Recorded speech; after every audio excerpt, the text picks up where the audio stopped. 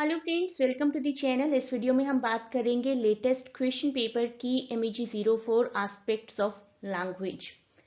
किस तरीके से आपको आंसर्स करने हैं, कितना लिखना है, क्या लिखना है और कैसे आपको हेडिंग्स बनानी है, कैसे आप अच्छा स्कोर कर सकते हैं, सब कुछ हम सीखेंगे इसी वीडियो में।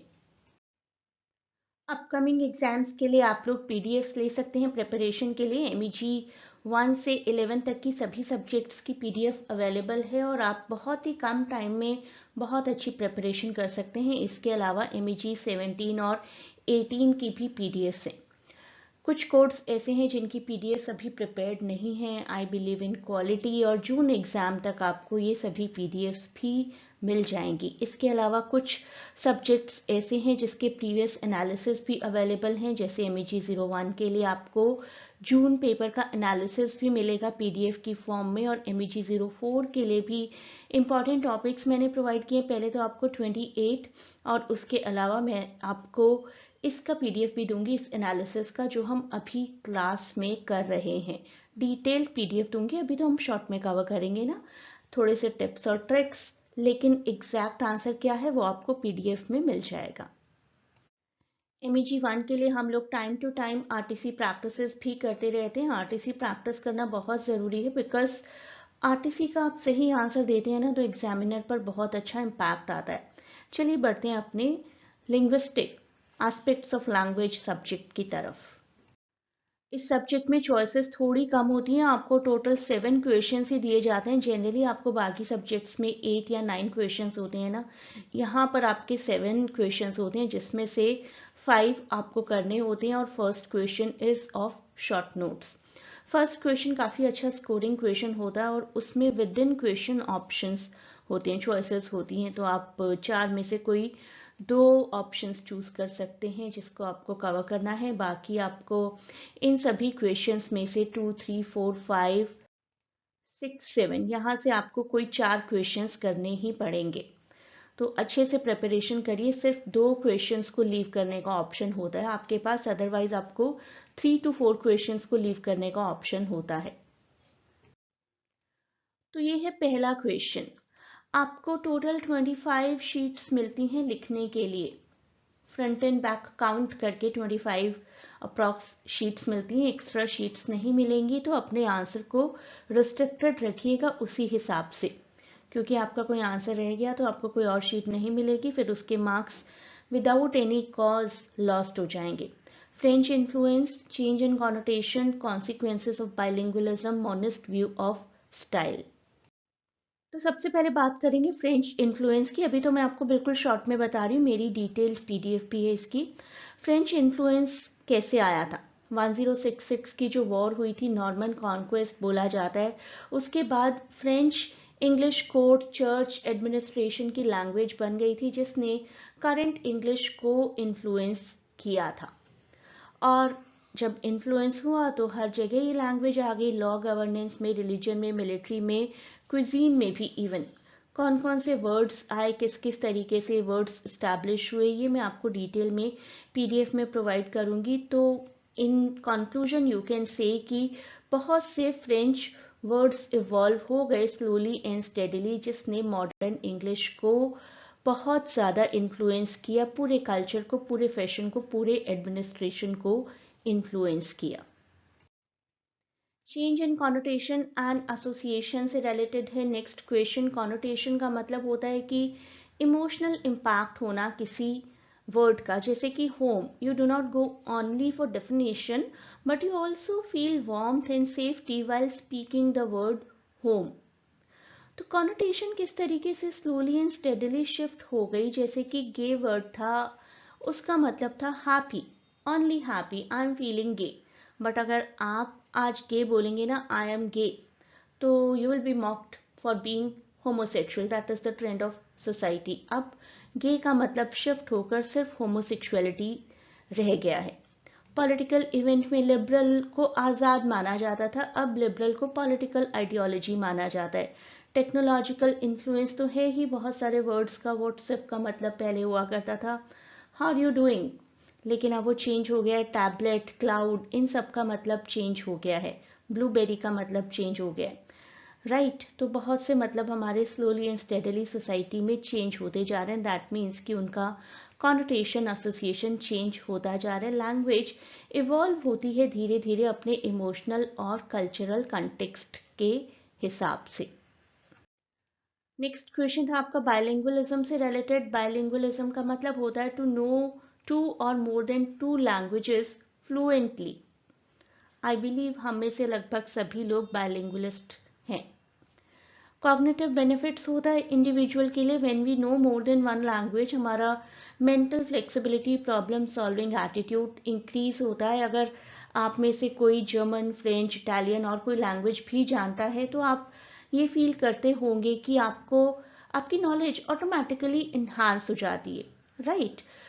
कुछ ना कुछ चैलेंजेस भी आपको फेस करने पड़ते हैं, ऐसा नहीं है कि सब कुछ बहुत पॉजिटिव ही रहता है। If you will go even after being fluent, you will go to Germany or France or Italy, आपको वहाँ आइडेंटिटी स्ट्रगल करना ही पड़ेगा। सोशल इम्पैक्ट क्या होता है कि आपको कल्चर समझ में आ जाता है, मोर देन वन कल्चर आपको समझ में आ जाता है। आपके प्रोफेशनल बेनिफिट्स होते हैं when you know more than one language, तो ग्लोबल जॉब अपॉर्चुनिटीज बढ़ जाती हैं।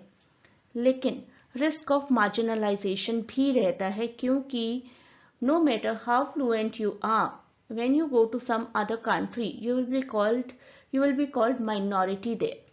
तो minority तो रहेगा ही, और वहाँ की जो basic population है that will remain dominant. Next is monist view of style. Style क्या होता है? Style is the representation, the way of writing something, the way of saying something. Poets ने जिस तरीके से पोएट्रीज लिखी है, फॉर एग्जाम्पल वर्ड्सवर्थ जैसे लिखते थे तो उसमें नेचर झलकता था हमेशा। और विलियम ब्लेक जिस तरीके से लिखा करते थे तो ही used to talk more about the society, तो वो उनका एक स्टाइल था। अब मोनिस्ट व्यू ऑफ स्टाइल कहता है कि जो लिख दिया गया है वो लिख दिया गया, उसको चेंज करने का मतलब है कि पूरे तरीके से उसकी इंडिविजुअलिटी को लूज कर देना, किसी वर्क की इंडिविजुअलिटी को लूज कर देना। उसका मतलब ही बदल जाएगा अगर आप फॉर्म चेंज कर देंगे। अगर आप इवन ट्रांसलेट भी करेंगे तो वो ब्यूटी नहीं रह जाएगी। तो मोनिज्म कहता है कि meaning is inseparable from linguistic form, directly shapes meaning. Linguistic form क्या है? वही डायरेक्टली शेप करता है मीनिंग को। विलियम ब्लेक की टाइगर आप सभी ने पढ़ी ही होगी, MEG 01 में है, और अदरवाइज ऑल्सो कॉम्पिटिटिव एग्जाम्स के लिए बहुत पॉपुलर पोइट्री है। तो टाइगर स्पेलिंग की ही बात करिए, देखकर रॉन्ग स्पेलिंग लगती है, लेकिन यही वर्ड है जो हमारे दिमाग को इम्पैक्ट करता रहता है बार बार रीड करते हुए। तो इस पोइट्री को अगर कन्वर्ट किया गया किसी और लैंग्वेज में तो वो इम्पैक्ट नहीं रह जाएगा ना, जो कि TYGER टाइगर लिखते हुए हमारे राइटर ने फील किया होगा, विलियम ब्लेक जी ने फील किया होगा, रीडर्स ने फील किया होगा टाइगर की ये स्पेलिंग पढ़ते हुए। तो फॉर्म मीनिंग क्रिएट करती है, फॉर्म इनसेपरेबल है, फॉर्म और कंटेंट इनसेपरेबल है। किसी भी टेक्स्ट को थोड़ा सा भी छेड़ा नहीं जाना चाहिए to keep the original meaning intact. Words में जो इंटरप्ले था, उन वर्ड्स की जो ओरिजिनल वर्ड्स की ब्यूटी थी, उसी की वजह से पूरा कंटेक्स्ट शेप हुआ था। नेक्स्ट क्वेश्चन जो अब पूरा थियोरेटिकल क्वेश्चन है, और एक थियोरेटिकल क्वेश्चन के लिए आपको अप्रोक्सीमेटली 5 पेजेस लिखने चाहिए, right. Approximately 5 pages for one theoretical question of 20 marks.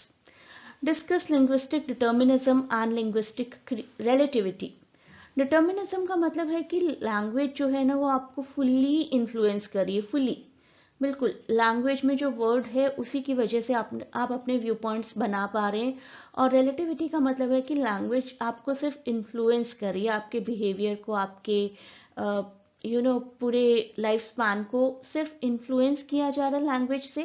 और लैंग्वेज डिसाइड कर रही है कि आप किस तरीके की लाइफ जिएंगे, किस तरीके का आपका बिहेवियर होगा। That is language determinism. And this concept is also called shaper-Wharf hypothesis, जो कि बताता है कि लैंग्वेज और थॉट्स के बीच में क्या कनेक्शन है। दो थियरीज हैं, language determinism and language relativity. Language determinism stronger version माना जाता है सेपर-वॉर्फ हाइपोथेसिस थियरी का। लैंग्वेज आपकी थॉट्स क्रिएट करती है, आपकी थॉट्स डिसाइड करती है स्ट्रांगली। हिंदी का एग्जाम्पल लिया मैंने, पीडीएफ में भी यही एग्जाम्पल है और भी काफ़ी एग्जाम्पल्स हैं। जैसे हम हिंदी में आप, तुम और तू यूज़ करते हैं, इस्तेमाल करते हैं, उसी से हमारे बिहेवियर का, हमारी किसी के लिए रिस्पेक्ट का पता चलता है। कभी कभी गुस्से में कहते हैं ना, बड़ी जल्दी आप आपसे तू पर आ गए, राइट। तो दैट मीन्स कि आपके दिमाग में एक प्रॉपर डिटर्मिनिज्म है कि अगर कोई आपको आप बोल रहा है तो रिस्पेक्ट है, तू बोल रहा है तो रिस्पेक्ट नहीं है। Although cultural context different different हो सकते हैं, लोग डिफरेंट तरीके से बिहेव कर सकते हैं, but still language, shaper word hypothesis कहता है कि लैंग्वेज आपके बिहेवियर को शेप अप करती है completely. People speaking different languages perceive the world in fundamentally different ways, such as the distinct color terms in Russian affecting color perception. जैसे हमारे यहाँ पर लाइट ब्लू, डार्क ब्लू ऐसे words ज़्यादा popular है ना। कुछ लैंग्वेजेस ऐसी हैं जहाँ पर लाइट ब्लू, डार्क ब्लू ना करके उन कलर्स को अलग अलग नाम प्रोवाइड किए जाते हैं, तो उन नामों की वजह से शेप अप हो जाता है उनका behaviour, right. Next is linguistic relativity. Relativity का मतलब है कि लैंग्वेज सिर्फ आपको थोड़ा सा टच करके, इन्फ्लुएंस करके छोड़ देती है। फॉर इंस्टेंस, ग्रामेटिकल जेंडर जो होते हैं ना, इवन इंडिया में भी होते हैं, कार जाती है और ट्रक जाता है ना। कार हम फेमिनाइन जेंडर से एसोसिएट करते हैं और ट्रक मैस्कुलिन। तो हमें हमें भी पता चलता है कि truck is something more strong than car, right, stronger than car. तो ट्रक के अंदर अपने आप में मैस्कुलिन एस्पेक्ट्स होंगे और कार थोड़ी सी नाजुक सी, जिसकी ज़्यादा देखभाल करनी पड़ेगी। तो लैंग्वेज हमें इन्फ्लुएंस कर रही है सिर्फ। जर्मन लैंग्वेज में ब्रिज को भी फेमिनाइन माना जाता है, तो ब्रिज को थोड़ा सा नाजुक माना जाएगा, ठीक है। तो लैंग्वेज शेप करती है सिर्फ कि किस तरीके से हम ऑब्जेक्ट्स को परसीव करेंगे। तो लैंग्वेज जब हमें हल्का सा शेप अप कर रही है, दैट इज रिलेटिविटी, लेकिन डिसाइड कर रही है लैंग्वेज हमारे लिए कुछ, that is determinism. Socio-political contexts that influence the English language development during Old and Middle English. अगर इसमें मॉडर्न होता तो मैंने मॉडर्न भी ऐड किया होता, लेकिन क्वेश्चन में ही नहीं है। अदरवाइज काफ़ी अच्छा कंप्लीट क्वेश्चन होता। मुझे क्वेश्चन थोड़ा सा इनकम्प्लीट लगा कि सिर्फ ओल्ड और मिडल की बात की गई। ओल्ड इंग्लिश डिस्क्राइब करेंगे कब से कब तक थी। मिडिल इंग्लिश हमने अभी फ्रेंच इन्फ्लुएंस के बारे में पढ़ा ही है। शुरुआत में कैसे एंग्लो सेक्सन इन्वेजन हुआ था, क्रिश्चियनाइजेशन हो गया था लगभग पूरे यूरोप का, लैटिन टर्म्स इंट्रोड्यूस हुई थी। फिर नॉर्मन कॉन्क्वेस्ट जब हुआ तो फ्रेंच टर्म्स इंट्रोड्यूस हो गई और सोसाइटी धीरे धीरे बाइलिंगुअल सोसाइटी में कन्वर्ट हो गई। लेकिन बाद में 100 ईयर्स वॉर हुई, जिसने कि इंग्लिश को स्लोली एंड स्टेडली इस्टेब्लिश किया। चौसर के इम्पैक्ट के बारे में भी आप यहाँ पर लिख सकते हैं। चौसर ने कैंटरबरी टेल्स पब्लिश करके इंग्लिश को भी एक वर्शिपेबल लैंग्वेज में कन्वर्ट कर दिया था। Next question, fourth question, difference between words in morphemes और लेवल ऑफ हायरार्की। किस तरीके से वर्ड्स को अलग अलग तरीके से समझा जाता है। वर्ड एक स्टैंड अलोन यूनिट है जिसका अपना एक मतलब होता है। बुक, रन, हैप्पीनेस अपने आप में पूरे पूरे कंप्लीट वर्ड है। लेकिन मॉर्फीम में वर्ड्स को अलग अलग पार्ट में बांट सकते हैं, जैसे कि अनहैप्पी, अन भी एक मॉर्फीम है, अनहैप्पीनेस, नेस भी एक मॉर्फीम है। इस मॉर्फीम में से हम कहेंगे कि हैप्पी कंप्लीट वर्ड की कैटेगरी में आता है, लेकिन ये जो मॉर्फीम्स हैं ये बाउंड मॉर्फीम्स हैं, इनका अपने आप में कोई मतलब नहीं है। तो आपको बाउंड और फ्री मॉर्फीम का भी क्वेश्चन आ सकता है, उसको भी हम डिटेल में अंडरस्टैंड करेंगे। There is a class going to be conducted, live session होगा जिसमें मैं सभी बेसिक कंसेप्ट्स को डिस्कस करूंगी। तो वर्ड्स को किस तरीके से फोनोलॉजिकल, ऑर्थोग्राफिकल, ग्रामेटिकल और लेक्सिकल वे में समझा जा सकता है। फोनोलॉजिकल ऑफ कोर्स प्रोनाउंसिएशन पर कॉन्सेंट्रेट करेगा, ऑर्थोग्राफिकल स्पेलिंग्स पर, ग्रामेटिकल वर्ड का क्या रोल है, is it a verb, is it adjective और is it something else. Saying कहाँ पर आएगा, सैंग कहाँ पर आएगा, सेकंड फॉर्म कहाँ यूज करेंगे, वर्ब के साथ हम एस किस केस में लगाएंगे, I sing, she sings. Lexical meaning और कंटेक्स्ट की ज्यादा बात की जाएगी, जैसे बैंक वर्ड के दो मीनिंग है, एक तो फाइनेंशियल और एक river bank. Why do we need a standard language? Standard language से रिलेटेड मेरा एक सेपरेट वीडियो भी है, अगर आप यूट्यूब सर्च में स्टैंडर्डाइजेशन और मेरा नाम पुट करेंगे तो you will easily get it. That is a very popular video और बहुत इजी लैंग्वेज में मैंने उसको समझाया है कंसेप्ट को। स्टैंडर्ड लैंग्वेज इसलिए चाहिए क्योंकि अभी हम देखिए एक दूसरे की बात स्टैंडर्ड लैंग्वेज की वजह से समझ पा रहे हैं ना।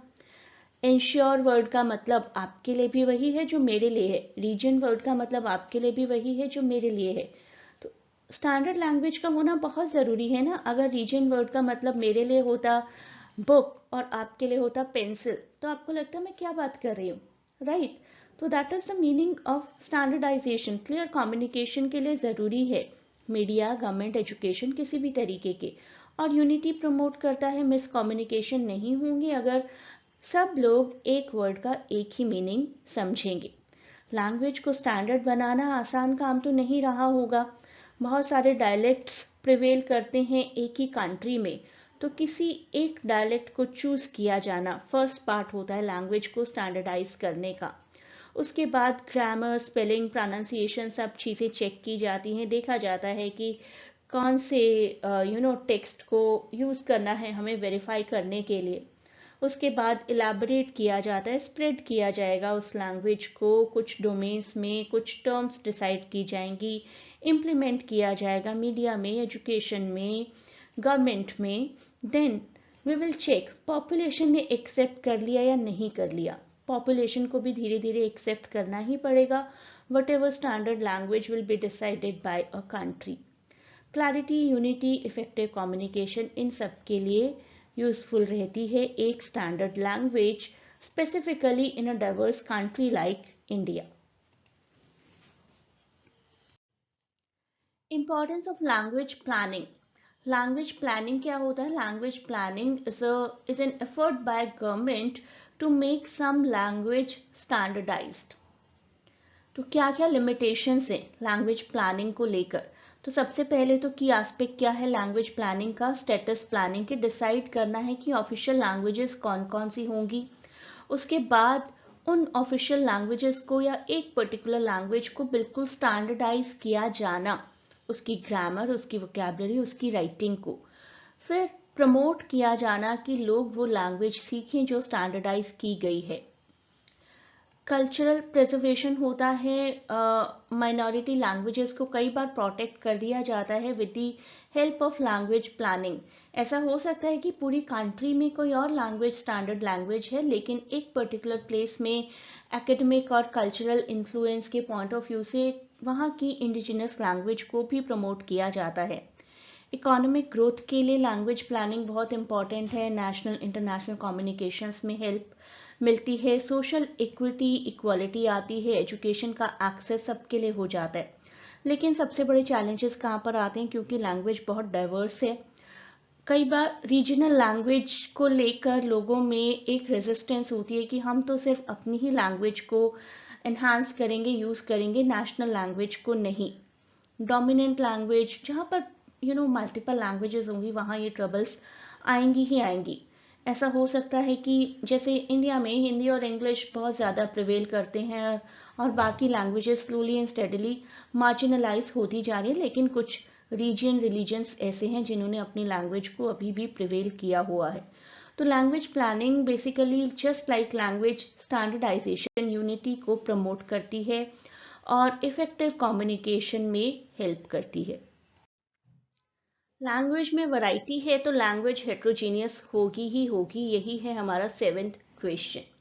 Language is considered heterogeneous and dynamic phenomenon. Dynamic और हेट्रोजीनियस है क्योंकि लैंग्वेज अलग अलग तरीके से अलग अलग प्लेसेस में अलग अलग टाइम में बोली जाती है। तो लैंग्वेज वेरिएशन के हम दो वर्जन्स मान सकते हैं, one is diachronic and one is synchronic. Diachronic होता है कि over the time language change होती है। अब आप कैंटरबरी टेल्स पढ़ेंगे तो कई वर्ड समझ में नहीं आते हैं क्योंकि बिल्कुल डिफरेंट है। जैसे मैंने आपको गे वर्ड का ही एग्जाम्पल दिया कि पहले गे का मतलब हैप्पी हुआ करता था, now it is related to homosexuality, right? और Canterbury tales is a good example. आप वो पढ़ते हैं तो कुछ वर्ड समझ में आते हैं लेकिन ग्रामर और pronunciation and spelling is entirely different. तो तब से लेकर आज तक जो जो चेंजेस आए वो चेंजेस हम कहेंगे डायक्रॉनिक वेरिएशंस। लेकिन एक ही समय पर, एक ही टाइम पर, स्पेसिफिक टाइम पर लैंग्वेज में डिफरेंसेस हैं। उसकी रीज़न क्या है? Regional differences. कहीं एलिवेटर बोला जाता है, कहीं लिफ्ट बोला जाता है। सोशल, हम स्लैंग की लैंग्वेज में बात करते हैं, take a chill pill, right. Situational, formal use करते हैं कभी लैंग्वेज, कभी इनफॉर्मल यूज़ करते हैं। दोस्तों के साथ किसी और तरीके से बात करते हैं, फैमिली और बिजनेस में और जॉब में किसी और तरीके से बात करते हैं। जब स्टेज पर प्रेजेंटेशन देना है तो कितने सोफिस्टिकेटेड वर्ड्स इस्तेमाल करते हैं। तो इसी तरीके से लैंग्वेज सोशल लिंग्विस्टिक्स पर्पस से स्टडी की जाती है कि किस तरीके से social culture, social environment change होते होते लैंग्वेज चेंज हो जाती है। तो लैंग्वेज इम्पैक्ट करती है। लैंग्वेज को क्या क्या इम्पैक्ट करता है? मल्टीलिंगुअलिज्म, लोग बहुत सारी लैंग्वेज जानते हैं। टेक्नोलॉजी जब हम इस्तेमाल कर रहे हैं तब हम लैंग्वेज डिफरेंट तरीके से यूज़ करते हैं। मेजरली हमारा कीबोर्ड इंग्लिश में होता है ना, अदरवाइज हम हिंदी में भी बात करते हैं। कल्चर, सोशल फैक्टर्स, बहुत से फैक्टर्स हैं जो कि लैंग्वेज के डायनेमिक नेचर को encourage करते हैं। और ये सभी फैक्टर्स आपको डिटेल में विद एग्जाम्पल PDF में मिल जाएंगे।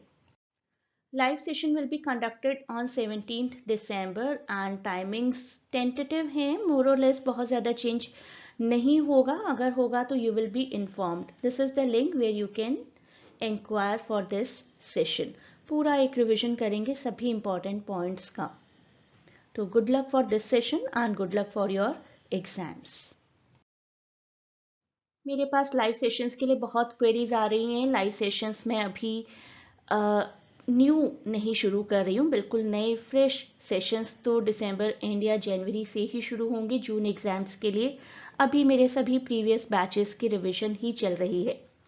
तो रिवीजन के लिए मैं आप सभी को, जो कि मेरे लाइव बैचेस के स्टूडेंट्स नहीं हैं, उनको भी कंटेंट प्रोवाइड करती ही जा रही हूँ।